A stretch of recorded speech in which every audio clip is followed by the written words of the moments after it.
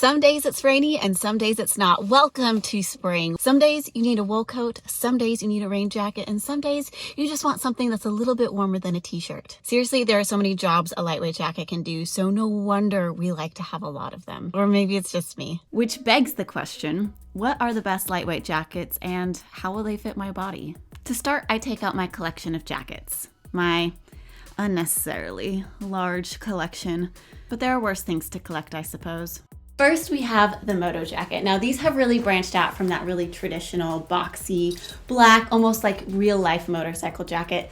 Now you can find them in all kinds of colors. As you can see, different styles, different fabrics from faux leather to suede to all different kinds of materials. For shorter torsos and petite frames, remember that a lot of embellishments like labels, epaulettes, and belts can overwhelm the space. If you're looking for a boxier hemline, then find one that hits a little further down your hips rather than cropped. Non-boxy hemlines are great too and will make you appear taller and more tailored. For longer torsos, boxier will segment your torso and bring it into proportion with the rest of your body. And if you have room, or really still, if you love it, go all out on embellishments. Next up, we have the blazer. Now, I'm saying this in a casual context. This isn't a workwear style video, so how to wear blazers in a really casual setting and making them part of your outfits, your style, your body, your wardrobe. And my first tip is picking the color. So in warmer months, you're gonna wanna choose lighter colors and have lighter color outfits. But if you're going to pick your darker colors, then pair the rest of the outfit with lighter colors. And then do the opposite in the cooler months. The key with blazers is that they fit your shoulders and that they also don't overwhelm your hemline, meaning too boxy and too long may be too much for shorter areas or shorter torsos,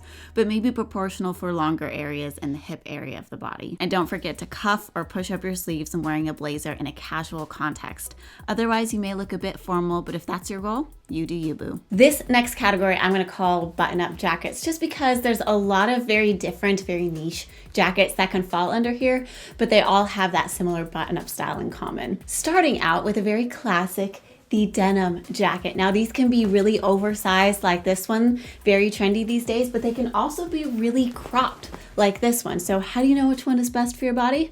Well, good thing you're watching this video. They can range from quite tailored to quite oversized. Crop styles aren't gonna keep you as warm, perhaps for obvious reasons, but the ones lined in Sherpa will. Some crop jackets may not look as cropped on your frame, and some oversized ones may not either. Just remember that no style is meant to be one size fits all. Have fun with your denim jackets and don't take them too seriously. And in this, we also have the shacket, that really thick, kind of almost wool style, very large shirt. And because of that thick wool-like material, it can be Sherpa as well, or flannel.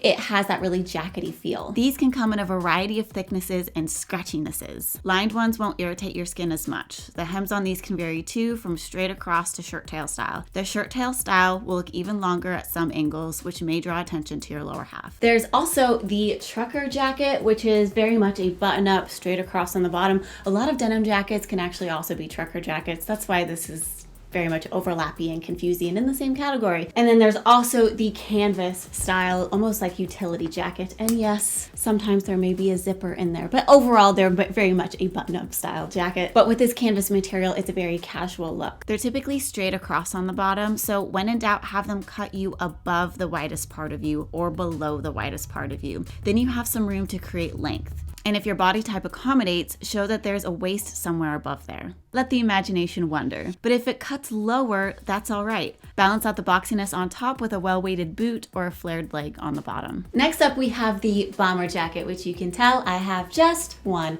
And to be honest, for my style, I feel like one is perfectly fine with me. It's a classic staple. It comes in all kinds of colors and fabrics. This one is a knit style, but you can also find them you can find these in puffer styles. You can find them in faux leather styles. There's so many different fabrics that you can find this in. If you're curvy, it can make you appear boxy by putting a boxy fabric over some of your curves, which is fine, but if you're used to having a curvy look, it's just something to keep in mind. But if you don't have curves, it's gonna have the same effect, just being a little boxier, which is more in line with your body shape. Bomber jackets work on all body types, and it's more what you pair with it that determines how well it fits your body. I tend to recommend and prefer choosing a contrasting color from my bomber jacket to my top. This creates a lengthening effect rather than a low contrast color, which is going to highlight the boxiness. However, if you have a longer torso and love high-rise pants, choosing the pant to be the high contrast piece and the top to be the low contrast piece with the bomber jacket will lengthen you from top to bottom. There are so many kinds of lightweight jackets, and really that's what makes them fun. And chances are you might come across one that I didn't include in this list. So as you come across a lightweight jacket, here are 3 things to keep in mind. First is length. Where does the length fall on your torso, or if it's longer, on your hips and legs? Shorter jackets will lengthen your legs and longer jackets will lengthen your torso. This is where knowing your vertical body shape is really important because you'll understand how the vertical length of the jacket affects how the rest of your proportions look. The second is collar. Big, tall collars will tickle your ears if they're too tall, but they also add height to your torso. So if that's a goal of yours, try to get as high or rigid of a collar as your neck can support without it being overwhelming. If that's not a goal and you have a long torso, but you like the high collar look, take some of the length off the bottom instead by opting for a shorter jacket. The third is contrast. The color you choose and how that contrasts with your skin tone determine how easily you can style that jacket with your body type. High contrast pieces will draw more attention than low contrast pieces. So if a piece doesn't fit your body perfectly and you really like it, choosing a low contrast color will be more forgiving. I'd also say that a fourth thing would be warmth and how it fits into your environment.